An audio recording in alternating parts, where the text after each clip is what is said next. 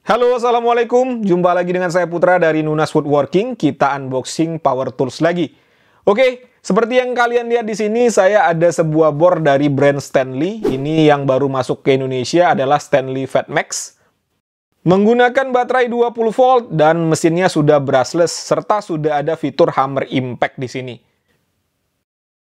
Berikutnya di sini ada klaim dari Stanley, dia sudah menggunakan teknologi baterai terbaru ya di sini.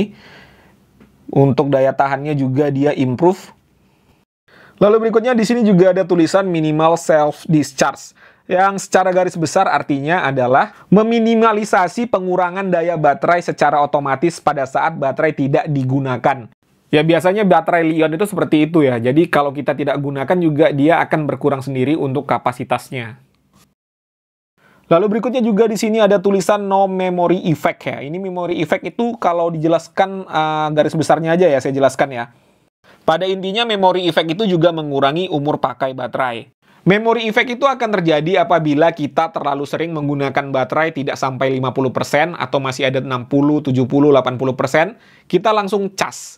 Dan kebiasaan itu akan merusak memori dari baterainya. Jadi kalau kita gunakan baterai itu ya lebih baik kita gunakan dulu sampai dia kurang dari 50% baru kita cas.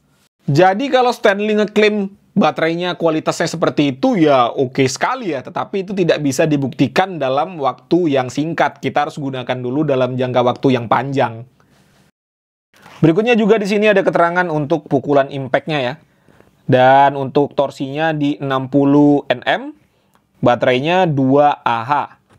Untuk harga bor ini saya beli 2.200.000-an. Link pembeliannya ada di kolom deskripsi, silahkan cek di situ. Oke, tidak usah berlama-lama lagi, saya rasa cukup untuk perkenalannya. Kita langsung masuk ke pokok pembahasan.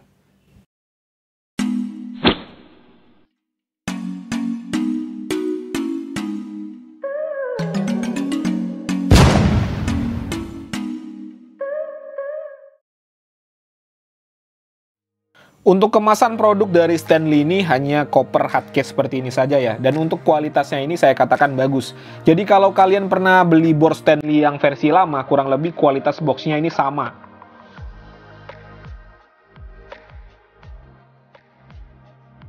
Di dalam kemasan di sini ada kartu garansi, ada 2 lembar, yang satu untuk kita simpan dan yang satu lagi untuk dikirim ke Stanley. Tapi kalian jangan tanyakan saya ya bagaimana cara ngeklaim garansinya. Tanyakan saja ke sini nih. Di sini ada kontak senternya ya. Di Indonesia itu di Jakarta ya. Ini dia. Silakan di-post aja kalau mau dilihat. Lalu di sini ada buku manual instruction ya atau buku panduan penggunaan. Kita lihat di sini di dalamnya apakah sudah bahasa Indonesia. Ya, ada bahasa Indonesianya ya teman-teman ya. Ini bahasa Indonesia. Jadi tidak usah diragukan lagi ya, nggak usah ditanyakan lagi apakah masuk Indonesia atau tidak. Sudah jelas ya, sudah ada bahasa Indonesia, sudah pasti masuk ke Indonesia. Meskipun saya belinya bukan di official store. Lalu berikutnya kita mendapatkan docking charger. Ada 2 buah baterai ya, ini baterai cadangannya dan baterai satunya lagi terpasang di mesin bornya. Dan terakhir unit mesin bornya, kurang lebih bentuknya seperti ini dan sudah tidak ada apa-apa lagi di dalam box.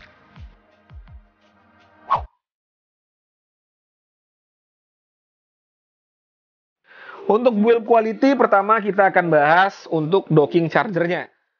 Docking chargernya ini, kalau kalian pernah beli produk DeWalt sebelumnya, kurang lebih material bahan yang digunakan sama. Untuk material bahan plastik yang digunakan ini memang terlihat berkualitas ya. Ini terkesan kokoh ya, dan lumayan berbobot juga. Untuk finishingnya benar-benar rapi, bisa dilihat sendiri di sini.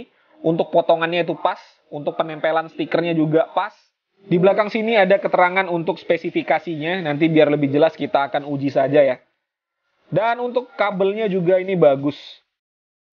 Berikutnya untuk baterainya juga kalau kita lihat sendiri di sini ya, ini material bahan plastiknya kurang lebih sama dengan yang digunakan oleh DeWalt yang pernah saya ulas sebelumnya. Ini benar-benar bagus ya, lalu finishingnya juga rapi, penempatan stikernya juga pas. Mantap lah, keterangannya juga ini jelas ya. Berikutnya unit bornya, kurang lebih bentuknya seperti ini ya. Kalau dari bentuk sendiri ini saya suka ya. Bentuknya itu simple dan terlihat gagah.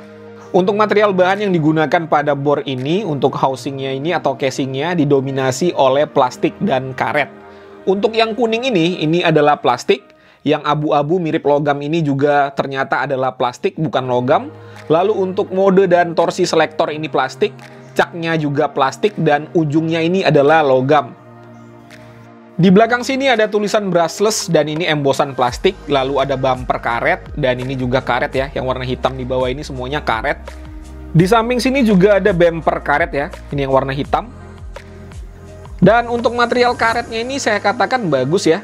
Kesat dan lembut di tangan. Ya untuk harga 2 jutaan apalagi dari brand ternama nggak mungkin ya pakai material bahan yang abal-abal. Berikutnya kita akan lihat untuk material yang bisa digerakkan pada bor ini. Yang pertama untuk speed selector. Kita lihat apa ada nyangkut atau tidak.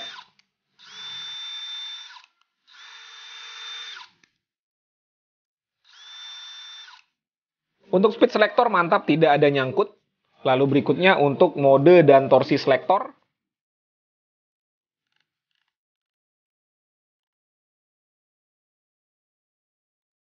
Untuk ini juga lancar, tidak ada nyangkut sama sekali. Untuk caknya juga ini kokoh ya, tidak ada goyang-goyang untuk caknya. Dan kita lihat apakah center atau tidak untuk caknya ini.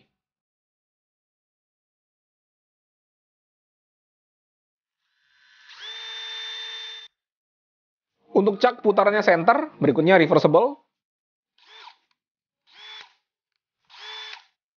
Reversible juga lancar, berikutnya trigger. Triggernya juga lancar, tidak ada masalah.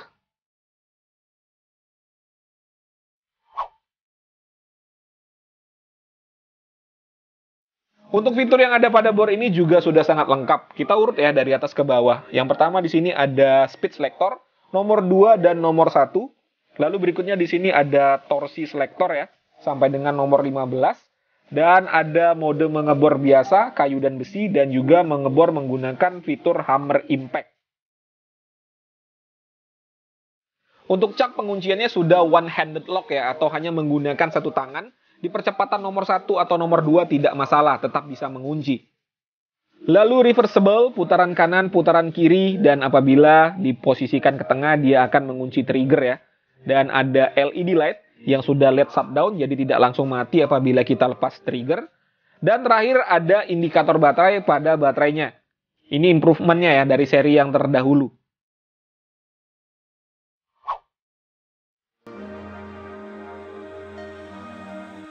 Untuk uji spesifikasi yang pertama di sini kita akan lihat untuk spek pada chargeran. Di sini standby outputnya tidak ada ya, hanya 0 saja di sini tertulis. Langsung saja kita cas baterai.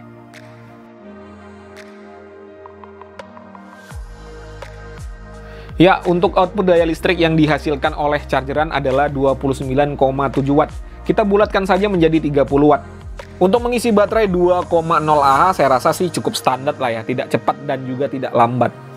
Untuk baterai di sini sudah saya bongkar dan bisa dilihat sendiri di sini ya. Untuk kualitas dari housing plastiknya memang benar-benar bagus. Untuk modul baterainya kurang lebih bentuknya seperti ini. Saya tidak bisa menjelaskannya secara rinci ya. Kurang lebih bentuknya seperti inilah pokoknya. Dan untuk baterai di dalamnya kurang lebih seperti ini, ada 5 sel baterai 2000 mAh atau 2,0 Ah. Untuk merek dari baterainya ini saya kurang paham juga apakah EV yang di atas itu atau itu hanya tipenya. Ya, kalau teman-teman ada yang tahu silakan aja dituliskan di kolom komentar ya. Kalau bor Stanley yang brushless seri terdahulu itu yang belum Fatmax ya, pernah saya bongkar untuk sel baterainya itu mereknya adalah LG. Untuk baterainya sudah terisi penuh ya, lampu indikator pada charger sudah berwarna hijau. Untuk voltase baterainya adalah 20,77 volt. Berikutnya kita akan pasangkan baterainya dan kita akan uji RPM. Untuk uji RPM kali ini saya menggunakan percepatan nomor 1 terlebih dahulu dan untuk modenya mode drilling. Di sini saya menggunakan baterai yang sudah terisi penuh ya. Nih. Bisa dilihat sendiri ya, penuh baterainya. Langsung saja kita uji.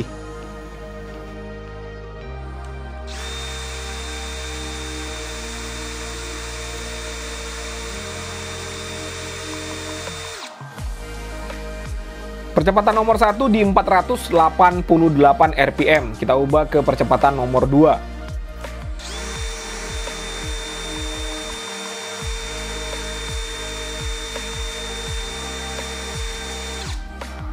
Percepatan nomor 2 di 1700-an. Jadi ini mirip dengan DCA ya. Untuk spesifikasi tertulis sendiri di sini underspec berarti ya. Dia di low-nya di 600 dan high-nya di 1900. Jadi tidak sesuai dengan spesifikasi tertulis. Untuk bobot dari bor ini include dengan baterai. Kita lihat di sini ya. Ya, tercatat di sini di 1,5 kg. Jadi kalau kita gunakan dalam waktu yang lama lumayan nyaman ya, ringan.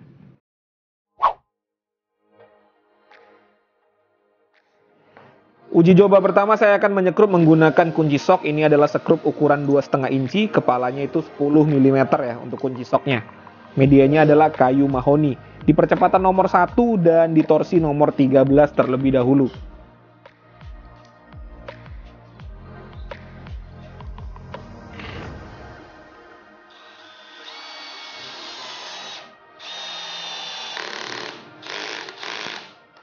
Tidak mampu ya, kita tambah torsinya ke 15.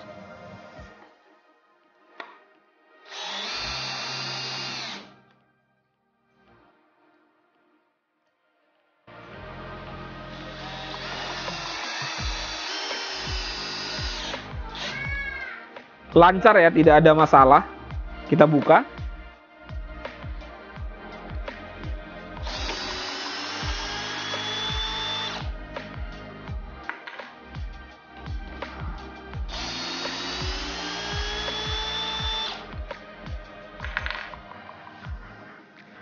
Untuk uji coba kedua saya menggunakan mata bor kayu dari Bosch, ukurannya 10 mm, medianya adalah kayu mahoni, ketebalannya 15 cm. Di sini saya mengebor menggunakan percepatan nomor 2, modenya mode drilling. Kalau tidak mampu nanti kita akan ubah ke percepatan nomor 1.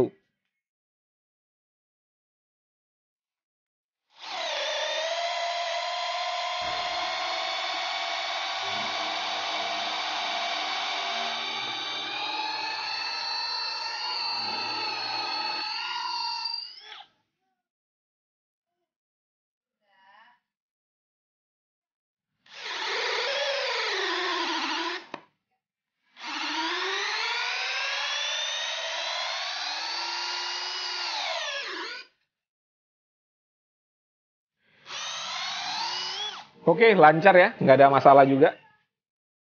Uji coba ketiga saya menggunakan mata bor auger dengan diameter 19 mm ya, dan panjangnya 230 mm. Saya akan mengebor di percepatan nomor 2, modenya mode drilling. Kalau tidak mampu nanti kita akan ubah ke percepatan nomor 1. Ini medianya adalah masih kayu mahoni.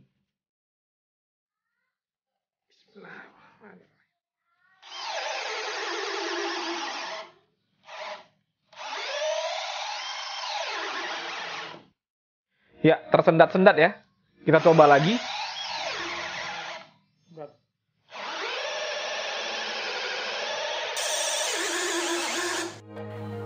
Ya, nggak mampu ya. Ini trigger masih saya tekan, tapi putarannya berhenti. Kita ubah ke percepatan nomor 1.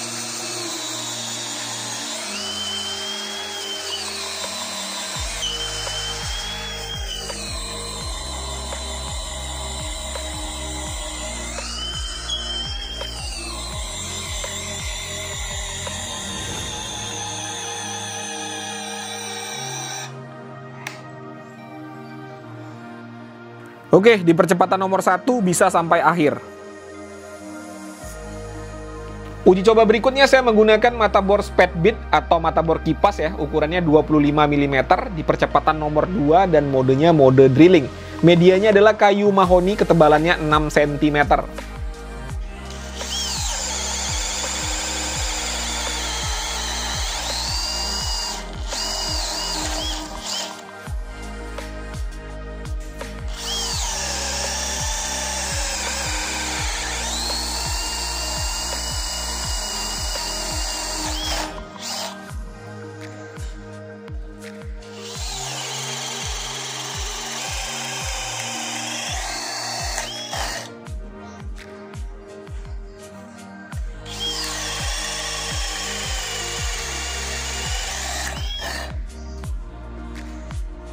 Untuk uji coba terakhir saya menggunakan mata bor masonry untuk diameternya 10 mm, panjang 260 mm di percepatan nomor 2 dan modenya hammer impact. media pengeboran adalah semen yang sudah mengeras. Ini semen murni ya.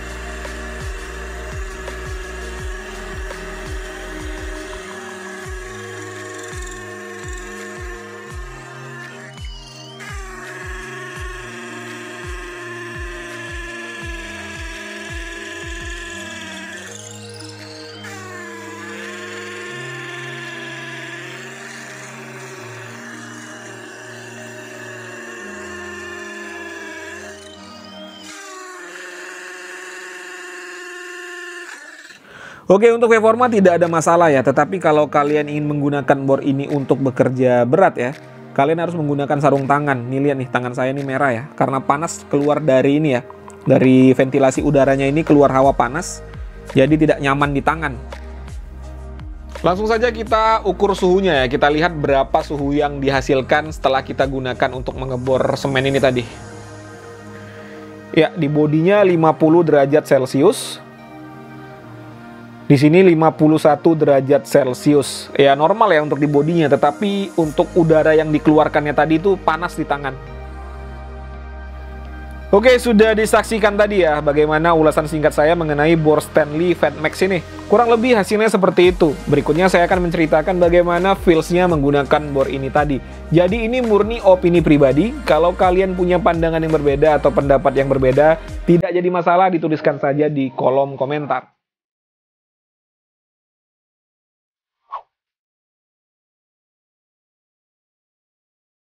Oke, yang pertama kita bicara untuk build quality ya. Untuk harga 2 jutaan dengan build quality sebagus ini, saya nggak ada komplain ya. Ya sudah sesuai, tidak ada yang wah juga. Karena ya sesuai ya, pantas lah harga 2 jutaan build quality-nya bagus.